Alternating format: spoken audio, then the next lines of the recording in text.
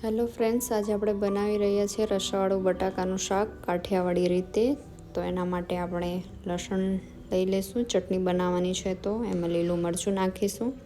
ત્યારબાદ થોડું મીઠું પણ નાખીશું અને બીજું લાલ પાવડર એડ કરીશું.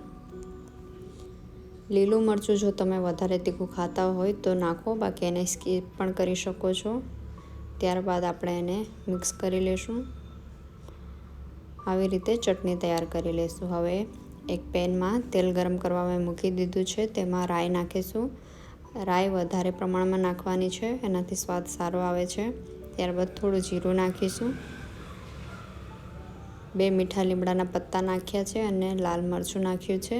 ત્યારબાદ એમાં ટામેટાં નાખીશું. ટામેટાં પણ ની ક્વોન્ટિટી પણ થોડી વધારે રાખીશું, કેમ કે રસાવાળા શાકમાં એ પણ બટાકાનું શાક ખાસ કરીને હોય ત્યારે સારા લાગે છે ટામેટાં. ત્યારબાદ આપણે મીઠું નાખીશું કે ટામેટાં વહેલા સોફ્ટ થઈ જાય. એને આપણે મિક્સ કરી લઈશું.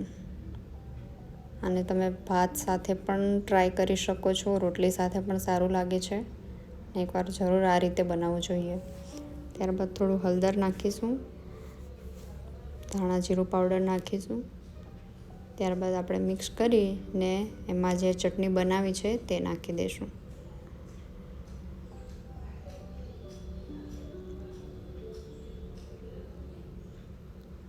જ્યાં સુધી મસાલા સરખી રીતે પાકી ના જાય ત્યાં સુધી એને પકાવવાનું છે. ત્યારબાદ આપણે બટેકા બાફી લીધા છે તે નાખીશું અને એને મિક્સ કરી દઈશું. ત્યારે ફ્લેમ આપણે મીડિયમ રાખવાની છે, નથી હાઈ રાખવાની કે નથી લો રાખવાની. મીડિયમ ફ્લેમ પર પકાવવાનું છે.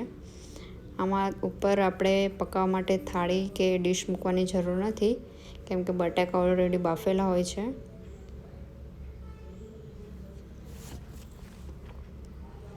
હવે આપણે ચેક કરી લઈશું કે બધા મસાલા બરાબર શેકાઈ ગયા છે. તો ત્યારબાદ આપણે એમાં પાણી નાખીશું. હવે અહીંયા ખાસ ધ્યાન એ રાખવાનું છે કે પાણી આપણે ગરમ નાખવાનું છે. ઠંડો પાણીથી સ્વાદ ચેન્જ થાય છે, તો એકવાર ગરમ પાણી નાખીને જરૂર ટ્રાય કરજો. હવે આપણે એને એમ જ હાઈ ફ્લેમ પર ચડવા દેવાનું છે. પર ધાણા એડ કરી દઈશું. કંઈક આ રીતે ચડી જાય રસો, તમારા સ્વાદ પ્રમાણે તમે નાખી શકો છો. આ રીતે બહુ જ ટેસ્ટી બને છે. એકવાર જરૂરથી ટ્રાય કરજો અને સારું લાગે તો લાઈક કરજો.